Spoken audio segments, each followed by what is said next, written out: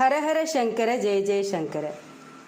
பிரசித்தி பெற்ற வைஷ்ணவ ஸ்தலங்களில் காஞ்சிபுரம் வரதராஜ பெருமாள் கோவிலும் ஒன்று. இது 108 திவ்ய தேச ஸ்தலங்களில் ஒன்றா இருக்குது. இந்த கோவிலில் பெருமாள் நின்ற கோலத்தில் அருள் பாலிக்கிறார். ஒரு சமயம் பிரம்மா ஒரு யாகம் பண்ணினார். அந்த யாக குண்டத்திலிருந்து புண்ணியகோடி விமானத்தோட பெருமாள் தோன்றி அருள் செய்தார். அதுக்கப்புறம் பிரம்மதேவன் அத்தி மரத்தில் ஒரு சிலை வடித்து அதை அங்கே பிரதிஷ்டை பண்ணினார். இந்த கோவிலில் பெருமாளை ஐராவதம் யானையே மலை மாதிரி நின்று தாங்கிறதா ஐதீகம். அதனால் இந்த கோவிலுக்கு அத்திகிரின்னு ஒரு பேர் இருக்குது. இந்த பெருமாள் நெருப்பிலேருந்து வந்த காரணத்தினால இவருக்கு வேர்க்கும். அந்த ஊரில் திருக்கச்சி நம்பிகள்னு ஒரு மகான் இருந்தார். வரதராஜ பெருமாளுக்கு அவர் கைங்கரியம் பண்ணிட்டு இருந்தார். பெருமாளுக்கு வேர்க்கிறத பார்த்ததும் அவருக்கு விசிறணும்னு ஒரு எண்ணம் அவருக்கு வந்தது. அவர் ராத்திரி கோவில் பூட்டுருச்சே, என்னை உள்ள விட்டு பூட்டிடுங்கோ, விடிய விடிய பெருமாளுக்கு விசிறணும்னு ஆசைப்படுறேன், அவருக்கு ரொம்ப வேர்க்கிறது அப்படின்னு கோவில் அதிகாரிகள் கிட்ட பர்மிஷன் வாங்கிட்டு தினமும் பெருமாளுக்கு விசிறன் இருப்பார். வரதராஜ பெருமாளுக்கு ஆச்சரியம். எல்லாரும் நம்மளை கல்லுன்னு நினச்சிட்டு இருந்தா, ஆனால் இவன் அப்படி இல்லாமல் நமக்கு வேர்க்கும்னு விசிறானேன்னு நினச்சி அவரோட பேச ஆரம்பிக்கிறார். அந்த அளவுக்கு அவர் பெருமாள் கிட்ட க்ளோஸாக இருந்தார். ஒரு நாள் பெருமாள் அவர்கிட்ட, நாளையிலேருந்து உனக்கு 7.5 ஆரம்பம், அதனால் நீ 7.5 வருஷம் கஷ்டப்படணும்னு சொல்கிறார்.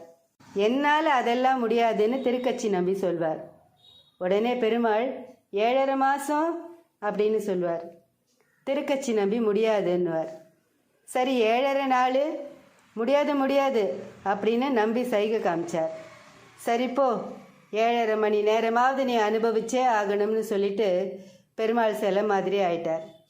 மறுநாள் பெருமாளோட ஒரு நகையை காணும், இவன் தான் உள்ளே இருந்தான், இவன் தான் திருடி இருப்பான்னு 7.5 மணி நேரம் ரூமில் போட்டு அடின்னு இவர் அடிப்பா. 7.5 மணி நேரம் அடி வாங்கி முடித்ததும் கோவில் குருக்கள் பூமாலையோடு அந்த நகை இருந்ததுன்னு கொண்டு வந்து கொடுப்பார். 7.5 நாள் அனுபவிக்க வேண்டிய கஷ்டத்தை தன்னை நம்பிய பக்தனுக்காக கடவுளால் 7.5 மணி நேரமாக குறைக்க முடியும். மற்றபடி கர்மாவே இல்லாமல்லாம் பண்ணவே முடியாது.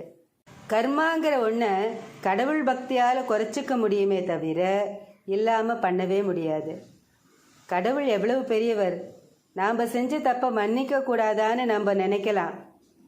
இதுக்கு மகா பெரிவா மிக மிக அழகான பதிலை சொல்கிறார்.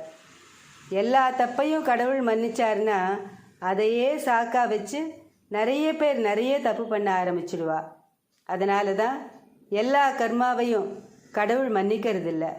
நாம் செஞ்ச தப்புக்கு இணையான துன்பம் நமக்கு வரைச்சே இனிமே நல்லவனாக வாழணுங்கிற எண்ணம் நமக்கு வருது. நாம் சொக்க தங்கமாக மாற்றப்படுகிறோம் அப்படின்னு சொல்கிறார். அதனால் கடவுளை இடைவிடாமல் பிரார்த்தனை பண்ணுவோம். நிச்சயமாக கர்மாவால் வந்த கஷ்டத்தை கடவுள் குறைச்சிடுவார். ஸ்ரீ மகாபெரிவா திருவடிகளே சரணம். ஹரஹர சங்கர ஜெய ஜெய சங்கர. காஞ்சி சங்கர காமகோட்டி சங்கர.